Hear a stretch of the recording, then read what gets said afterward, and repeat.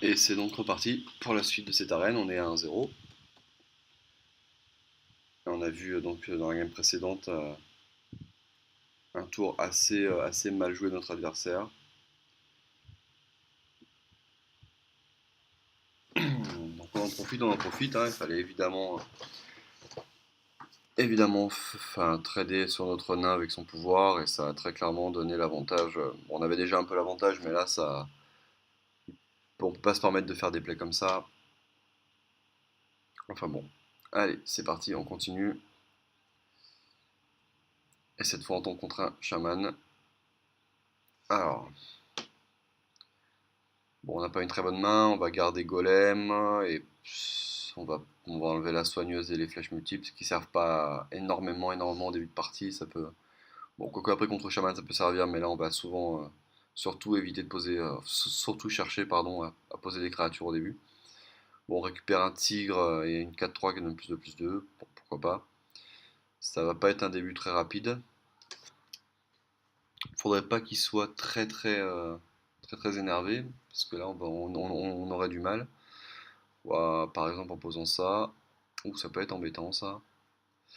Bon, on n'a rien à faire tour 2 non plus, c'est très gênant, surtout quand on a eu ce tour là. Évidemment on fait pouvoir, on le met à 28. Hmm.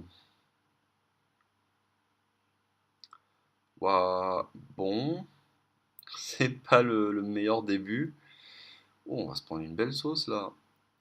Ah, évidemment on pose le golem. Ah putain, le 2-1 qui arrive le tour d'après, c'est dommage. Bon. Ah, j'ai dû prendre cher à cette game là. Ouah, on s'en sort bien, qu'il refasse totem. Mais là, on va reprendre 6 encore. Ou il nous le tue. Ah, il faut pas qu'il nous le tue. Là, c'est très mal joué s'il nous le tue. Waouh, il décide de trade. Bon, bah merci. On gagne 3 points de dégâts, c'est cool. C'est cool. Ah, on a 4 mana. Là, on fait nain. Nain en boost, on tue totem 0-3 évidemment. Et on reprend l'avantage cette game. Bon, c'est pas bien joué de sa part d'avoir lui-même fait le travail pour nous en nous attaquant le golem parce que on l'aurait attaqué très certainement là, hein, donc ok, chef. Bon,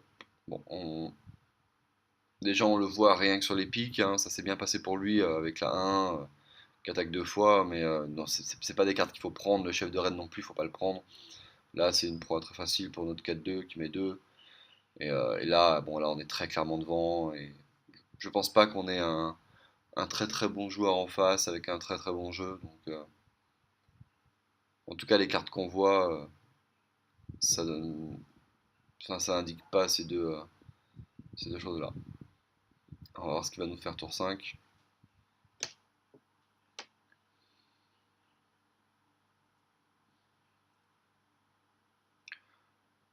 Alors, il sait même pas ce qu'il va jouer. Ok, pièce, donc on va se prendre. Bon, bah, marche-soleil. Marche-soleil, bon, bah, quand on voit ça, on est évidemment très content d'avoir le piège en main. Du coup, il va falloir jouer le piège, c'est sûr. Ça, voilà. Donc derrière, il nous reste 4 mana. Et donc, on va certainement faire 2-2-2, je pense. Donc, le piège, le 3-2 et le pouvoir, là, non? Piège 3-2 pouvoir, ou piège 2-1 pouvoir, ou piège. Voilà, ou piège 2-1 pouvoir. Ouais, voilà, tout à fait ce genre de truc-là.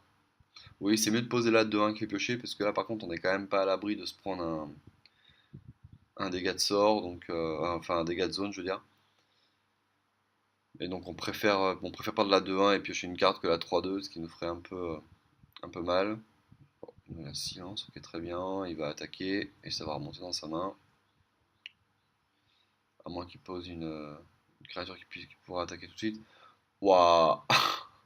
Bon, bah dans la partie 1 on a eu je m'empale sur le piège qui fait 2 à tout et là dans la partie 2 on a je m'empale sur le piège givant. Ok, merci, au revoir. Ah bon bah là, ça nous facilite grandement la tâche. Là, on peut faire le tir explosif, hein. On peut faire tir explosif pouvoir, typiquement là.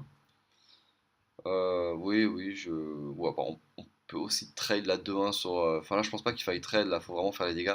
Donc voilà, tir explosif. et on fait pouvoir, on se commit pas non plus. Là on lui met 12 sur ce tour. Ah ouais, non là c'est bon là. Là il devrait jamais pouvoir s'en remettre de ça.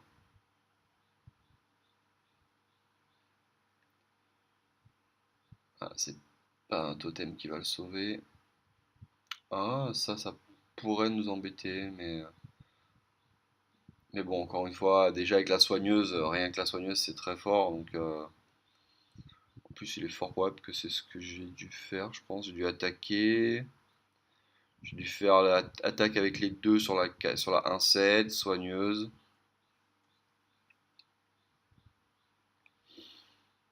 Ouais, voilà. Et pouvoir. Comme ça, on se retrouve avec un peu le même board que le tour d'avant, mais il a encore moins de points de vie. Et bon, c'est terminé là. Je vois vraiment pas comment il peut retourner cette game. Bon, là encore, hein, si on analyse un peu la partie, c'est vraiment pas super super bien joué de donner. Il a tenté un peu le tout pour le tout, mais donner Wind Fury à une créature comme ça quand j'ai un piège, c'est vraiment vraiment risqué. Voilà, je vois pas comment il peut revenir dans cette game, je vois vraiment pas, non.